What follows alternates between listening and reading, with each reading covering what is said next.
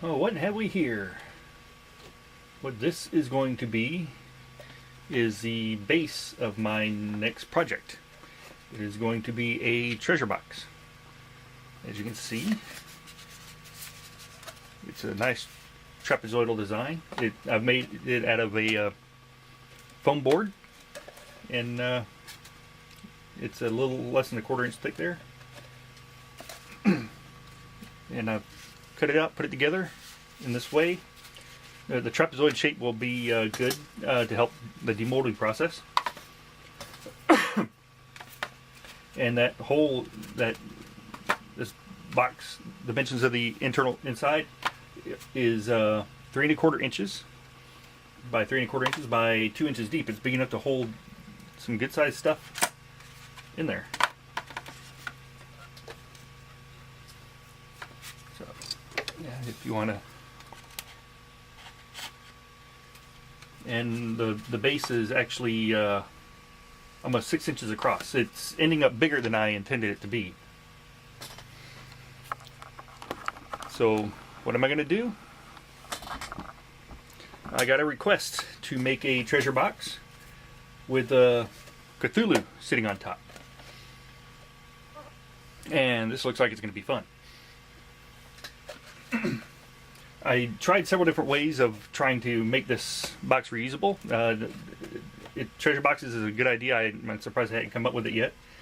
And it's essentially going to be 2 separate sculptures. You got the base and then you got the top, whatever it's going to be. And this one is going to have a Cthulhu, probably about this tall, on top.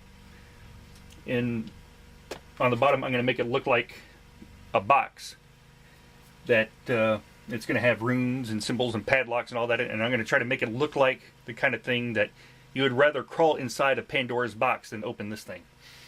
And it's going to be big enough to hold like your gaming dice or coins or whatever, or whatever.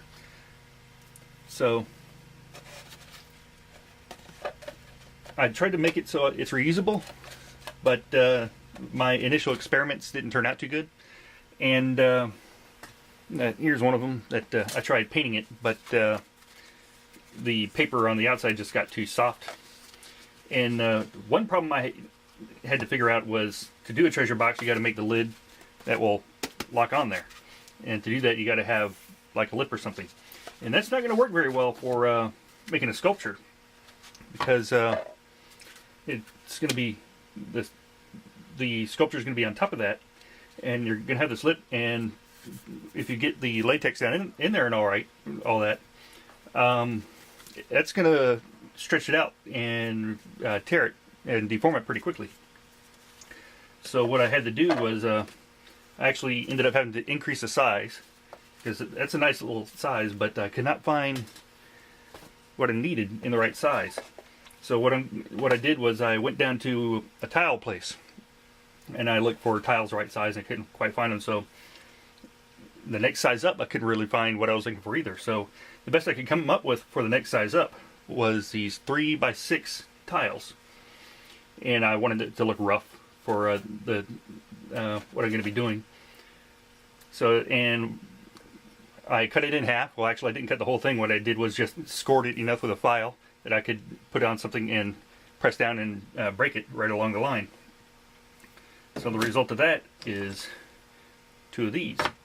And what I'm going to do is, after all is done, I'm going to epoxy that to the bottom of the sculpture, the final concrete piece, and it is just big enough to fit inside here with a little bit of extra room.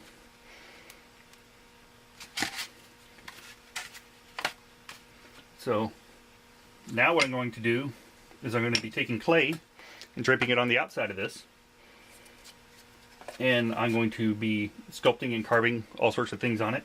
And then when I'm done with that, I'm going to do a separate sculpture on top of this of Cthulhu. And I'm going to have to put it on another big tile like this, but underneath is going to be probably wax paper or foil. That way I'll be able to pick it up every once in a while and make sure it's still going to be able to fit on here. And he's going to be having his claws and tentacles coming down, so I got to after I do the main sculpture, I'm going to have to go back to this and put the tentacles coming down, wrapping around, and trying not to obscure too much of the artwork on each side. So that's the next project. Let's see how it's going to turn out.